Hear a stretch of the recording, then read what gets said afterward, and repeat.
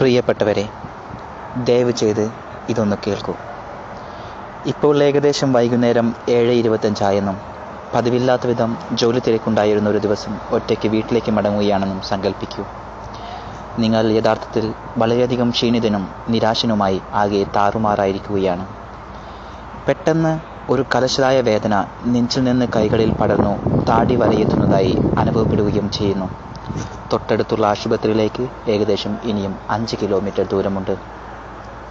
നിർഭാഗ്യവശാൽ അവിടെ വരെ എത്താൻ കഴിയുമോ എന്ന് നിങ്ങൾക്ക് ഉറപ്പില്ല. CPR അഥവാ ഹൃദയ ശ്വാസകോശ പുനരുജ്ജീവനം നിങ്ങൾ പരിശീലനം ലഭിച്ചയാളാണ്.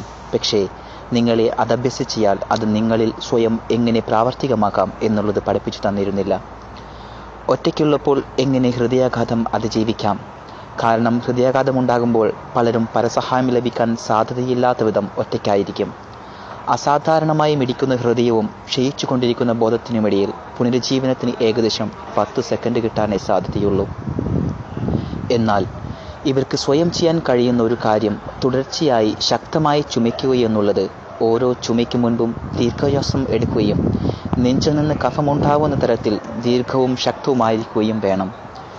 ശ്വസനവും ചുമയും 2 സെക്കൻഡ് ഇടവിട്ട് മുടങ്ങാതെ പരസഹായം ലഭിക്കുന്നതുവരെയോ ഹൃദയം സാധാരണ നിലയിൽ മിടിക്കുന്നത് എന്ന് തോന്നുന്നതുവരെയോ മുടക്കമില്ലാതെ തുടരേണ്ടതാണ്. ദീർഘശ്വസനം ശ്വാസകോശത്തിലേക്ക് ഓക്സിജൻ പ്രവഹിക്കുകയും ചുമ മൂലം ഹൃദയം അമരുകയും അതുവഴി രക്തചംക്രമണം നിലനിർത്തുകയും ചെയ്യുന്നു. ഹൃദയത്തിലെ ഈ സമ്മർദ്ദം അതിനെ പൂർവ്വസ്ഥിതി കൈവരിക്കാൻ സഹായിക്കും. ഇപ്രകാരം ഹൃദയാഘാത രോഗികൾ ബോധം നഷ്ടമാകാതെ ആശുപത്രിയിൽ എത്തിച്ചേരാൻ കഴിയും. നിങ്ങളാൽ കഴിയുന്നവരോടൊക്കെ ഇതേക്കുറിച്ച് പറയുക. അത് പലരുടെയും ജീവൻ രക്ഷിക്കാൻ ഇടയാക്കും. ഒരു ഹൃദ്രോഗ വിദഗ്ധൻ പറഞ്ഞതെന്തെന്നാൽ, ഈ മെയിൽ കിട്ടുന്ന എല്ലാവരും അത് 10 പേർക്ക് ഫോർവേഡ് ചെയ്യുകയാണെങ്കിൽ ഉറപ്പാണ് നമുക്കൊരു ജീവനെങ്കിലും രക്ഷിക്കാൻ കഴിയുമെന്നുള്ളത്. ഫലിതങ്ങൾ അയക്കുന്നതിനേക്കാൾ ദയവ് ചെയ്ത് ഇത് അയച്ച് ഒരു വിലപ്പെട്ട ജീവൻ രക്ഷിക്കുക. ഈ മെസ്സേജ് കറങ്ങിത്തിരിഞ്ഞ് ഒന്നിലേറെ പ്രാവശ്യം നിങ്ങളിലേക്ക് തന്നെ എത്തുന്നതെങ്കിൽ ദയവ് ചെയ്ത് ദേഷ്യം തോന്നരുത്.